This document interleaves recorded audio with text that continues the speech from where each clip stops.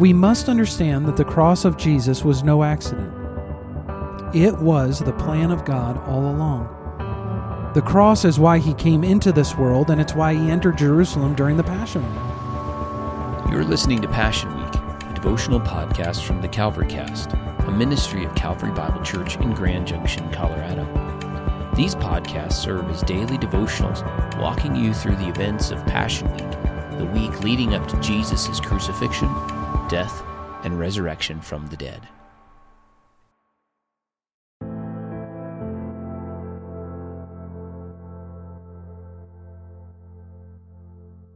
Wednesday, April 1st, 33 AD.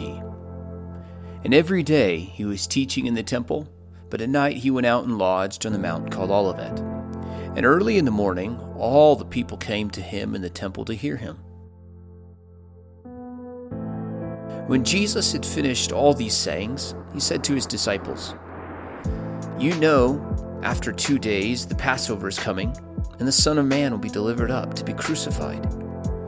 Then the chief priests and the elders of the people gathered in the palace of the high priest, whose name was Caiaphas, and plotted together in order to arrest Jesus by stealth and kill him. But they said, "Not during the feast, lest there be an uproar among the people," for they feared the people. Then Satan entered into Judas called Iscariot, who was of the number of the 12. He went away and conferred with the chief priests and the officers how he might betray him to them, and they were glad and agreed to give him money. So he consented and sought an opportunity to betray him to them in the absence of a crowd.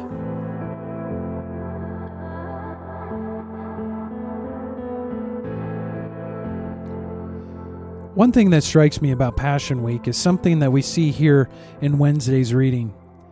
Jesus informed his disciples that after 2 days he would be delivered up to be crucified. In other words, Jesus was completely aware of everything that would happen to him. He didn't enter Jerusalem unaware of how this week would go. He was fully informed about what would happen, and he went anyway. In Matthew's Gospel, Jesus told his disciples, "See, we are going up to Jerusalem, and the Son of Man will be delivered over to the chief priests and scribes, and they will condemn him to death and deliver him over to the Gentiles to be mocked and flogged and crucified, and he will be raised on the third day." In John's Gospel, we read that Jesus told his disciples, "Did I not choose you, the 12? And yet one of you is a devil." He spoke of Judas, the son of Simon Iscariot, for he, one of the 12, was going to betray him. And Jesus, of course, knew that he would be betrayed to the religious leaders, and they would turn him over to the Romans. And really, two things stand out to me about that. The first is this: we must understand that the cross of Jesus was no accident. It was the plan of God all along. The cross is why he came into this world, and it's why he entered Jerusalem during the Passion Week. Peter, when preaching at Pentecost after the resurrection, said this, "Men of Israel, hear these words. Jesus of Nazareth, a man attested to you by God with mighty works and wonders and signs that God did through him in your midst. As you yourselves know, this Jesus, delivered up according to the definite plan and foreknowledge of God, you crucified and killed by the hands of lawless men." Now, Peter is acknowledging that what they did in betraying Jesus and crucifying him was sinful, and yet what he's also showing here is that God was in control of it all. As a matter of fact, this was all part of God's definite plan to save his people from their sins.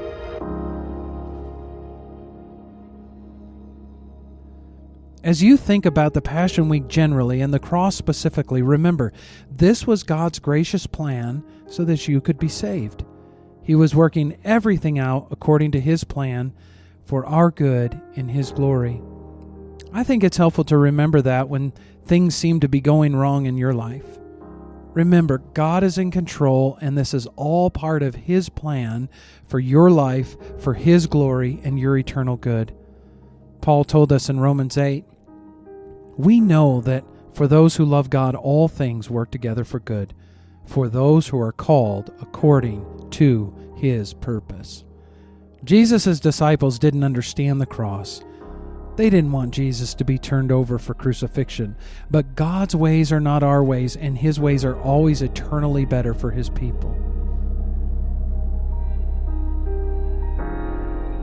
And secondly, in thinking about this, that Jesus knew what would happen to Him when He went into Jerusalem, I think it only serves to amplify His incredible love for you and me. He was willing to go through with all of this, including the cross, for us. That's amazing love. Paul said this in Galatians. He said, "I have been crucified with Christ. It is no longer I who live, but Christ who lives in me. And the life I now live in the flesh, I live by faith in the Son of God who loved me and gave Himself for me." How can't that fact of Jesus' love for us, a love that was willing to suffer for us, spur us on to live for Him, even if it requires temporal suffering, knowing that once we are with Him, because of what He did for us on the cross, we will never suffer again.